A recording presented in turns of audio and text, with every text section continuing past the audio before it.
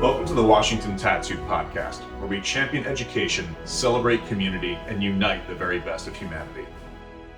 Fueled by world-class military precision and cultural excellence, the Washington Tattoo produces unforgettable immersive experiences, creating an atmosphere for people, organizations, and businesses to connect, network, and build impactful relationships. We invite you to listen to this episode of the Washington Tattoo Podcast, where the world's musical traditions come to life. Thank you so much for joining us.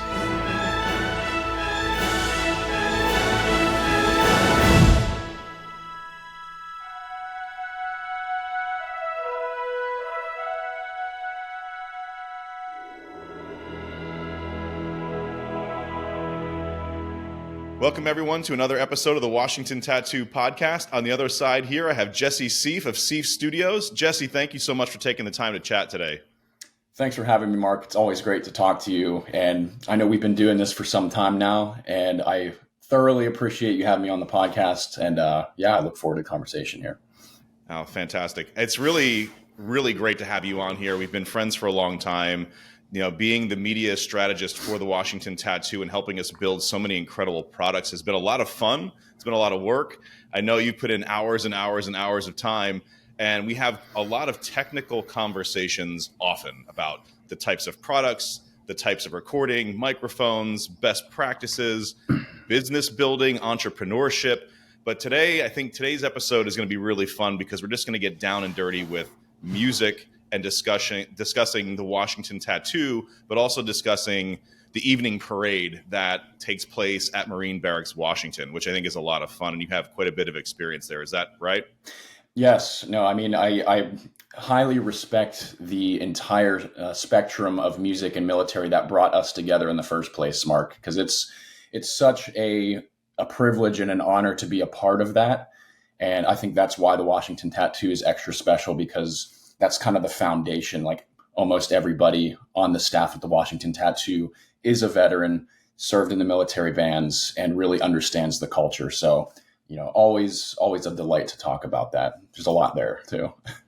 It's a very windy road, has a lot of forks in it, but I think today is gonna be a lot of fun. Honestly, to talk about, you know, something that's really iconic, I think, in the military music world, because when the Washington Tattoo was first started, obviously you have the folks that have no idea what a tattoo is, but then you have other folks going, oh, like the evening parade. And that's the first thing that comes to mind in Washington is the Marine Barracks Washington, the 8th and I events, the Silent Drill Platoon, the Commandant's Own, the President's Own, and of course other folks that are there, which we'll talk about in a little bit. But so let's get into a little bit of your background and, you know, how, you know, you obviously you're a veteran, you served in the Marines, but in what capacity? Yeah, I appreciate that question. So I also had a windy road of musical background, and my story starts in Pittsburgh. So I was born and raised in Pittsburgh. I grew up playing piano just kind of casually. I had like a year of lessons, but I basically taught myself piano. So that's the foundation of my musical capacity. I didn't really learn to read music very well. In high school, my friends convinced me to join the marching band. And it wasn't something that I had my, sights set on at all. I think my cousin, he was a drummer in the high school drum line. He left his drum pad at my house over Easter. And I started I'm like, hey, while it's here, I'm just going to start playing around. And I started to just fall in love with it. It was just a bug that you catch. And being around my friends, having them be a part of just the experience of being in a drum line. And that's what sold it to me early on, is just like being with a group of people that are doing the exact same thing at the exact same time. It's a therapeutic experience, and I didn't know it at the time. And I know that's one of the talking points for the Washington Tattoos, the rudiments to recovery, and how that actually is a therapeutic experience. And, at the time it was a form of fun, stress relief, socialization, and just a creative outlet. And I started, playing bass drum. I went to the audition holding the mallets the wrong way. I'm like, oh, these puffy, comfortable ends feel good in my hands. So I knew nothing at all about playing drums, reading music. Basically, I got to a point where I could play snare drum well enough to be on the drum line my senior year. took some lessons from a guy named Josh Applis, and he was a music student at Pitt, and he was the drumline instructor there. So he was basically my first drumline teacher. Super patient, super awesome guy. And after high school, I went to a community college, and as most people know, community colleges don't have drum lines. But I was super fortunate that the University of Pittsburgh allowed other students at different universities to take band as a credit, and you can actually join the University of Pittsburgh marching band even if you went to Duquesne, Carnegie Mellon, CCAC, any of the community colleges. So I took advantage of that, was super fortunate to be encouraged to audition. And so not too many people know this, but I played cymbals for my first year. I was a cymbal player, and it was the best year of my life. It was so fun. And people always like to knock on cymbals and bass drums like there's some hierarchy in the drum line, like one is better than the other. But I'll take this opportunity to say cymbals are easily the most fun and entertaining part of a college drum line. I love it. Yeah. So I was forced to learn how to subdivide, play with my feet, understand upbeats, downbeats, different types of partials and rhythms. And that was the best thing musically that I could have done, was play cymbals. So that led to me actually understanding music. I played snare for the next 2 years in the pit drum line. I started meeting people who were way better than I was.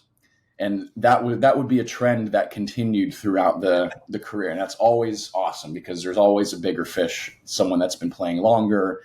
And I was led to the competitive drumline world out of the collegiate drumline world.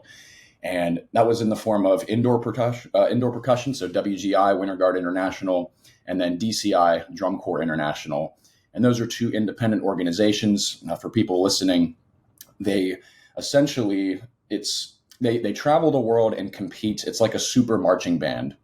And the outdoor version of that, you can imagine 150 musicians on the field. There's a front ensemble, there's brass, there's drums, there's flags and color guard. Right. An incredible spectacle. So I fell into that world, started meeting people that were taking music seriously and actually going to school for it, which was a new concept to me. I had been studying engineering at CCAC. It's like, I need to do something that's a viable career path. But then I threw logic out the window once I found out I could major in music. And I transferred all of my credits to IUP in the Indiana University of Pennsylvania. They had a great percussion program, great music program there. And all of my friends were there. So keeping with the theme of doing what felt right, doing what my friends kind of were, what they were doing, and staying in that ecosystem of people. And that was just, a huge pivot for me, is to say, no, I'm going to commit my life to music now. And long story short, after studying music and really understanding, my trajectory as a musician, I graduated from IUP in 2015, took an audition with the 28th Division Army Band, and actually got that spot in Pennsylvania. So that was a reserve band. And I was dragging. Yeah, you didn't know that, did you? I had no idea. Yeah. So I also did Army ROTC in college. So there was kind of an overlap with the military. It was something that I had been like in the back of my head interested in. Right. Yeah, always made a point to stay in shape. I always enjoyed kind of like group PT, which sounds weird. It's very unique. Most people don't enjoy that. Yeah, I know. I find it much easier to do long runs and, basically go out and get slayed at 5:30 in the morning whenever everybody's doing it. So I found that fascinating.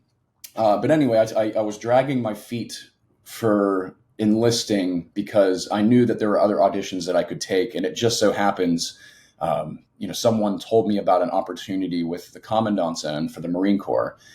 And I decided, well, I'm going to go and do this audition. Had the ability to write my own piece, which is now a published piece. And that was a catalyst that said, okay, maybe I can I can do this professionally, specifically snare drum. And in 2015, I won the audition, went down to DC, and the next year shipped to boot camp and was immediately stationed at Marine Barracks Washington. Amazing. As a musician. So I've got to ask, I got to stop you here for a minute. Yeah. Is this the infamous Chops-Stakovich piece? It is. Yes, it is. And so I'll tell you, that was the only reason that I wrote it out, is because I had to. So my 16-year-old son, Logan, he is a huge fan of yours. And every time he sees you, goes, that's the Chops-Stakovich guy. That's the Chops-Stakovich guy.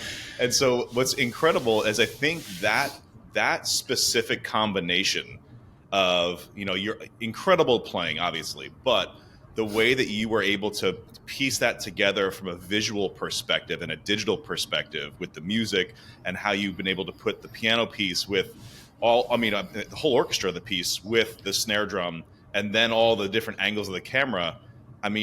Was that something you had to learn then to create that video, or was that already in your toolkit? Great question. The synthesis of those art forms was pretty much a gamble, because it all worked out. All the recording equipment was already set up in the room. My buddy Zach Everett was the recording engineer, so he was doing a piece earlier, recording for his his portfolio. And I'm like, hey, can you leave this set up? I'm going to record a snare solo. And he's like, yeah, I have nothing else going on. I'm like, great. And my buddy, Justin DiCarlo, who is an art student at IUP, he was the videographer for that. So he was the one that was getting the shots. And we did like 3 or 4 takes of the piece. And then I needed to learn editing. And that was the beginning of my career in media, was piecing together musicians' tapes and their recordings for pieces that they wanted to feature for auditions and whatever else on their YouTube channel. So yeah, and it turned out that it's very rare to combine classical music with marching snare drum. So it became popular rather quickly. And I think it's one of, or the top selling snare solo on Tapspace right now. Incredible. Congratulations. That's absolutely incredible. Thanks. Yeah, it was very unexpected, but it was fun. Well, you know what? I think that's how a lot of this ends up working, right? Is you leave yourself open for opportunity, and you prepare as much as you can prepare with what you've got. And then all of a sudden those skills start to transfer into other areas and other arenas. And I think, so you go to boot camp, you've got this snare drum solo, this thing starts to take off, and all of a sudden you're wearing a red uniform. What is that like, being, going from the civilian world, which obviously you did have this reverence and respect, but now you are a full-fledged Marine. What was that feeling like? Well, the experience of boot camp was one of the best things that I've ever done, and I would never do it again. So it's like they say it's the most fun you never want to have again. But I really tried to get as much out of the training as possible. And one of the big differences was going in at age 25 versus age 18. So I had already taught drum lines for 6 years. I was older than the drill instructors there. I could read better than, there was all kinds of things. Like I had, 2 degrees walking into boot camp with an MOS guarantee that I'm going to go out to the other side. So I didn't take any of that for granted. I was like, I'm so lucky to be here, and I want to get as much as possible out of this experience. And, getting to the units, obviously you have to go through boot camp and then combat training. You're treated like every other Marine that has to go through that same process, with the only exception that you don't go to an MOS school after combat training. So there's usually that secondary training, or you go and learn your craft for the job that you enlisted in, for the reason that you got into the military. And because this is an audition-based role, you have the skills. It's a civilian acquired skill. You prove that you can do the job before you enlist. So that's one of the unique parts about the job. But getting there was, it was kind of like falling off a cliff, because I was late. My flights were delayed a week. I was in a holding platoon for about a week.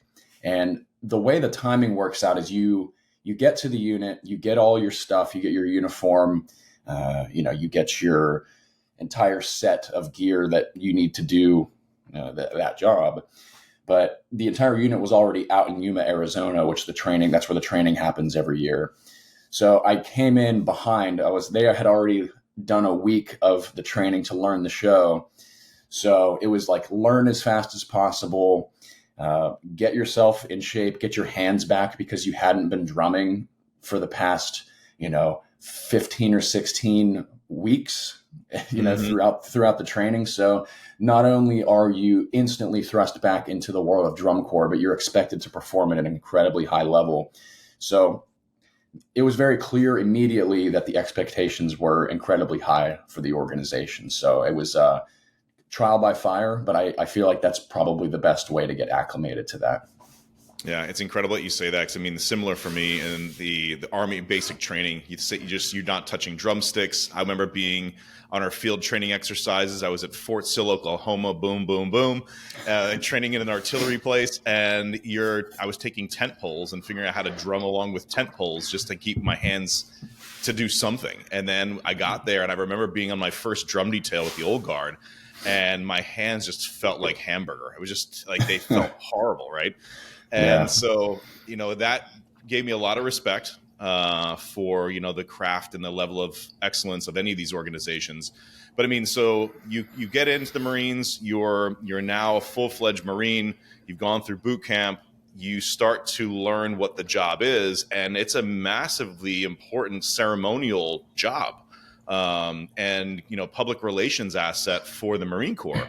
And I mean, I think when did that start to sink in, or was that something where it was like obvious from the first second you walked in that like, okay, game on, the lights are on, it's showtime, and it's just not about me or even the organization I'm, directly in. It's about the whole Marine Corps.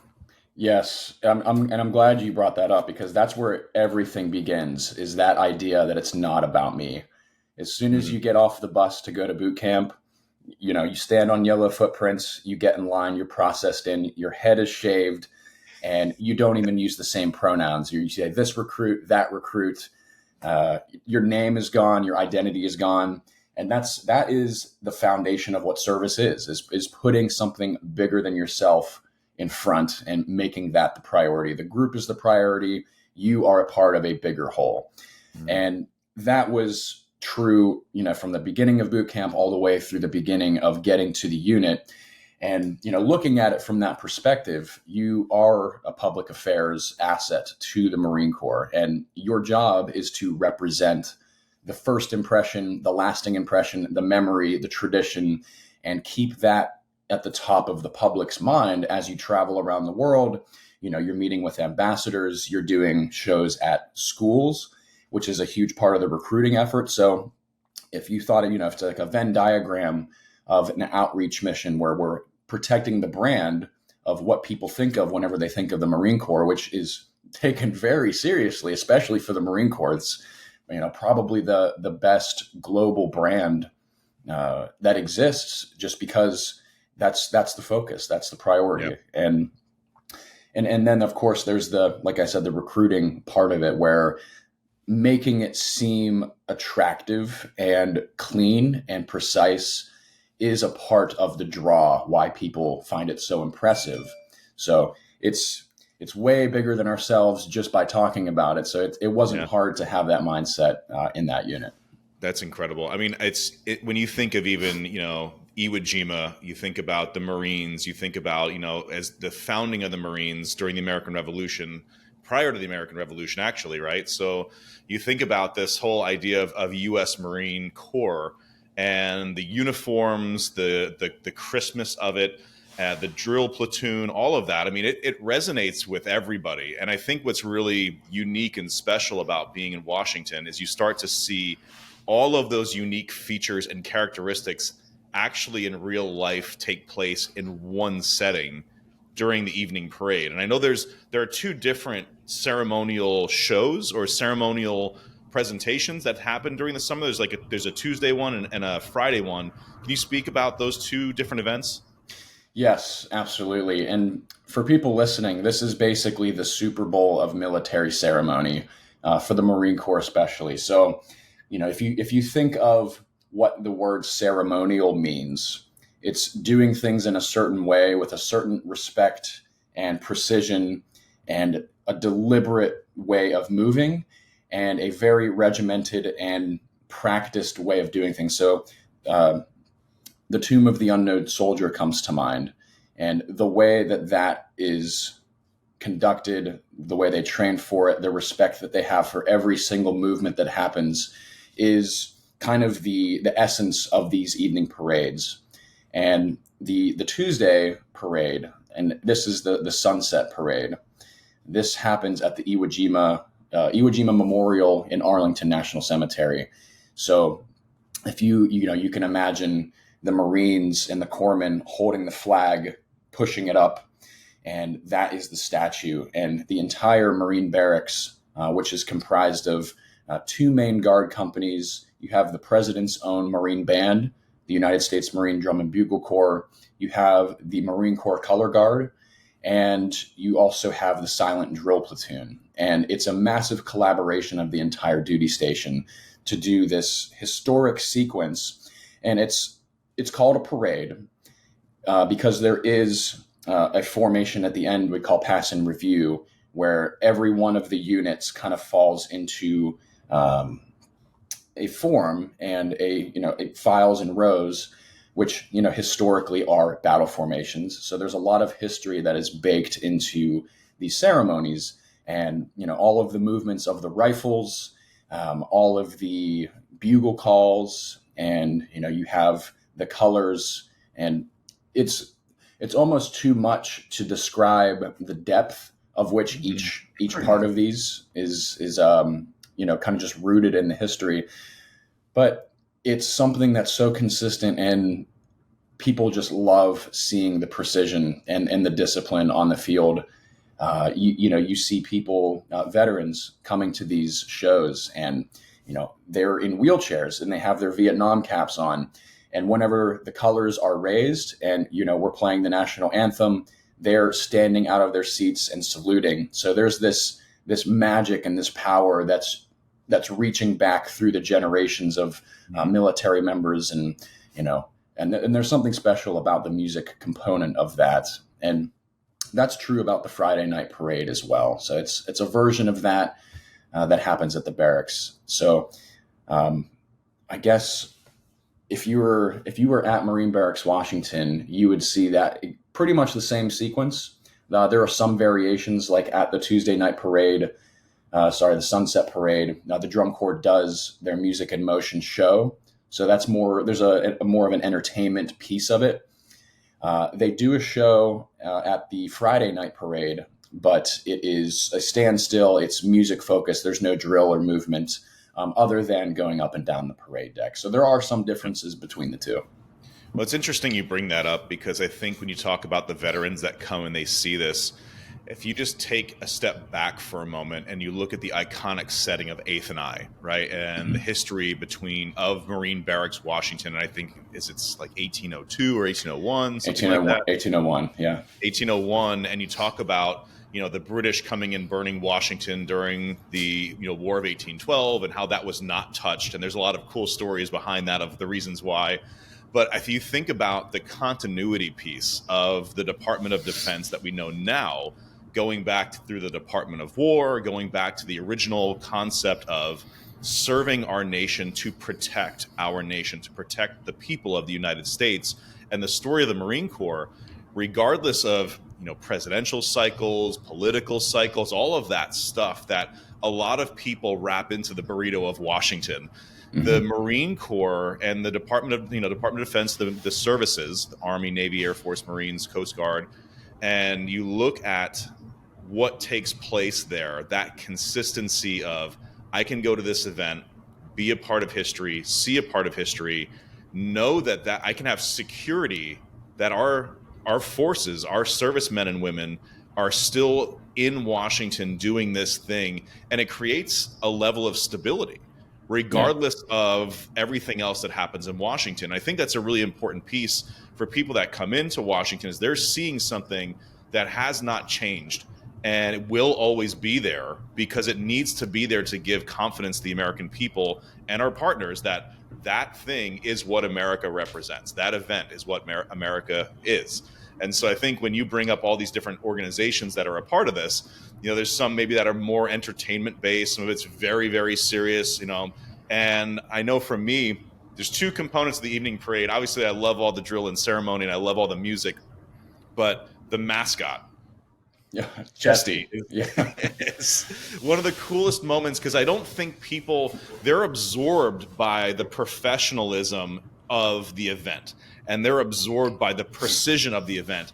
And it's almost this ice-breaking moment that, no, the Marines are real people too, and people start to laugh a little bit, but it's in such a elegant and classy way that it's so special to see that. And so, I mean, who is Chesty? What's Chesty all about? What's his deal? Yes. I'm glad you brought this up because Chesty consistently steals the show at the evening parades. So Chesty Puller is the most decorated Marine in history. So we're actually talking about a bulldog who is named Chesty in his honor. So this is an English bulldog. I think this is Chesty the 15th. I think they're on the 15th bulldog. So this is a tradition that is also kept going through the Marine Corps. And yes, it is a release of tension and an injection of cuteness into an otherwise very military and serious ceremony. And you put it perfectly, Mark. It really does show a human element to the Marine Corps because you otherwise look like you're a nutcracker or a toy soldier who's very strict and regimented. That's kind of the epitome of what people think of when they think of military discipline is rigidity and being strict and disciplined. So it is important to have that dynamic. And for anyone that is wondering, like, what role does a bulldog play in a ceremony like this?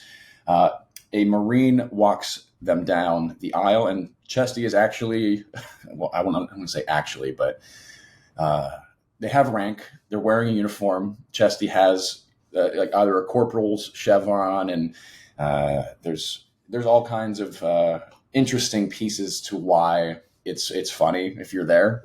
Mm-hmm. So what's supposed to happen is walking down center walk. Chesty sits down. They speak about his training. Chesty, Corporal Chesty the 15th went to boot camp on 3 January 2019 and received the rank of Lance Corporal. So it's very like official sounding, but it's funny because it's a bulldog. So I love it. Well, I mean, that's just everyone who's never been to the evening parade, you have to go now to at least see Chesty. I mean, the rest of it is beyond incredible, but the bulldog piece to me is amazing. And so now sliding back a little bit into the serious part of it, at the end of the evening parade, there's a striking image that takes place every single time with a single musician on top of the ramparts, really, of the barracks. Can you talk about that for a second? Yes, and that is what closes everything out. Is after the ceremonies are done, after the parade, everyone's been entertained. We've seen the Silent Drill Platoon, we've seen the band, we've seen the drum corps, we've seen the Color Guard, we've seen the body bearers, cannons have been shot off, and everyone is just locked in. Everyone is there and everyone is present. And what closes the ceremony out is taps and a recognition for the fallen soldiers, Marines, everyone that has served and made it possible to enjoy the freedoms that we have today. That's the reflection that everyone is left with. So it's a very powerful way to bring it back to what matters most and why the military exists. So yes, there's a ceremonial bugler that plays taps on top of the barracks, and that is the sincerity that is left in people's hearts whenever they leave. And I think that's one of the things that is consistent through a lot of the ceremonies that 8th and I does. Absolutely incredible.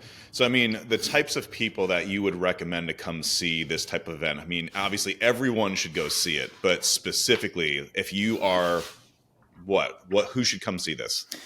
Honestly, if you are looking to be impressed and get an idea of what the military culture is like, If you're touring in DC and want to spend a Friday evening in a classy way and really go and see something that is really one of a kind. It's not something that you can find anywhere else done to this level of precision.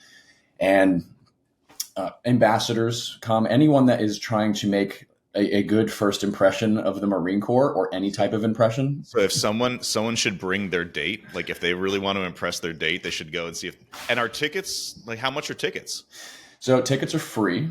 I can impress, not me, but someone could go impress their future, partner with free tickets to the super classy event. That's like a huge win. Absolutely. And there is a lot of that going on, Mark. There's a lot of impressing that is happening at the evening parade. So 100%.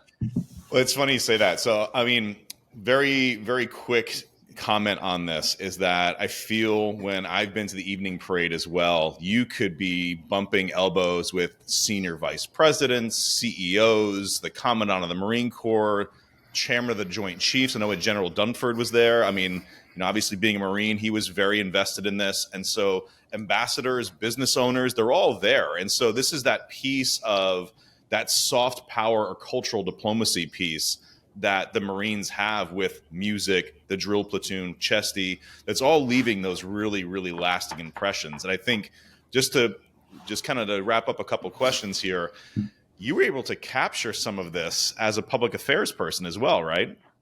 Yes, it was my distinct privilege and responsibility to make this basically create media of this ceremony and broadcast that out on our social channels. And you're 100% right. It is a public affairs asset. And there are senators, there's congressmen, there are business owners, there are high-ranking generals. I mean, the commandant's house is at the north end of the parade deck. If that speaks to the sphere of political and military leaders that are attending these. And it does serve the role. It's a lobbying tool to kind of create the conversations that need to happen to represent the Marine Corps, and basically from a high end, do the work of putting that face out there and representing the brand. But yes, I was in the public affairs office. I was the go-to guy for the media campaigns, did the video productions, and basically had to create flyers and videos to publicize this. So I took that job very sincerely and made sure that the standards that we had in person were also reflected in the media that we created. Incredible. I mean, I just want to say this conversation has been so enlightening. Like, number one, obviously I knew you're from Pittsburgh, but I love the backstory about the symbols and all of the different components that have kept you humble. And I think that's one of the most amazing things I love about you as a human being is you're incredibly talented, and there's no way around that. Everyone who meets you, they know about, the digital side, but not everyone knows about the drumming side. But the folks who know both of those together, and then the amount of learning that you consistently put yourself in, you're always learning, you're always growing. And I feel like to take a second to reflect on what it all means to you throughout your career, this has been a really special conversation for me, and I'm just so thankful for it, Jesse. Mark, I really appreciate that. You've been such a mentor through this entire journey of and I know we met while I was still in uniform, and kind of seeing that evolve, getting started with the tattoo. So I have so much respect for what you're doing with the tattoo, and really appreciate you believing in me and being a part of it. It's a great honor. Well, it's an incredible group of people, and the team that we have right now, when you say it's almost this alumni association of good friends and partners and veterans that are all together making this magic happen. It's been a truly honorable and humbling experience. And I look forward to more collaborations with you and I in the future. And I know that together we're unstoppable. So here's to the future. And honestly, thank you so much again for the conversation today. Likewise, Mark. Cheers to the tattoo, and thanks for having me on. This was great. Hey everyone, this is Mark Riley again. We want to share a great opportunity with you to get your business name out to our listeners. We are looking for individual episode and yearly sponsors for the Washington Tattoo Podcast. So if you love music, history, and want to support military veterans, please take this step with us and consider being a sponsor. For information on that, please email marketing@thewashingtontattoo.com.